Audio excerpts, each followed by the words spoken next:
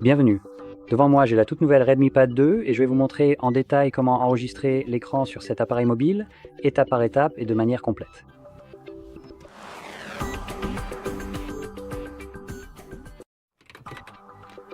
Pour commencer, nous allons faire glisser notre doigt vers le bas depuis le haut de l'écran, ce qui fera apparaître un ensemble de raccourcis. Et l'un de ces raccourcis sera l'enregistreur d'écran, qui ressemble à ceci, simplement une caméra. Vous pouvez appuyer dessus. La première fois, cela fera apparaître cette fenêtre contextuelle pour lui permettre de vous envoyer des notifications pour une raison complètement idiote, même si je ne vois pas pourquoi il aurait besoin de vous envoyer des notifications. C'est juste un fichu enregistreur d'écran. Mais sachez que sans lui accorder cette autorisation, cela ne fonctionnera pas, donc nous devons le faire pour une raison quelconque.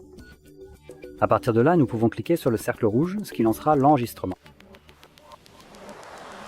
Maintenant, j'ouvre l'application Netflix pour une raison bien précise et tout à fait particulière que nous allons découvrir ensemble dans un instant. Je tiens à préciser que je ne suis absolument pas connecté à ce service, je n'ai pas accepté les conditions d'utilisation de cette plateforme et je n'ai même pas téléchargé cette application moi-même. Elle est simplement fournie par défaut avec l'appareil que j'utilise actuellement. Je précise tout cela parce que vous allez très vite comprendre pourquoi. Une fois que vous avez terminé l'enregistrement, vous pouvez interagir avec cette superposition juste ici. Je vais cliquer sur le carré juste là, et cela enregistrera automatiquement votre capture d'écran dans votre application Photos. Voyons combien de temps il faut pour la retrouver. Non, c'est pas un tiroir d'application, c'est la barre de recherche. Ah voilà, donc nous avons la galerie juste ici.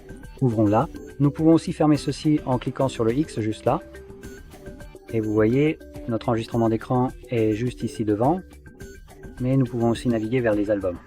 Et dans les albums, vous devriez avoir un album appelé capture d'écran et enregistrement d'écran. Regardons ici dans les enregistrements d'écran, et le voilà. Vous appuyez dessus pour le visionner à partir d'ici. Ce que vous allez voir maintenant est en fait une fonction, une caractéristique d'Android qui empêche l'enregistreur d'écran de voir les applications sans votre autorisation ou même sans que vous le sachiez. Voilà, Netflix est complètement ouvert. Comme vous l'avez vu sur l'enregistrement, c'était visible à ce moment-là. Et ici, tout ce que j'ai, c'est simplement un écran noir. Et voilà, c'est fermé maintenant et tout redevient visible dans l'enregistrement.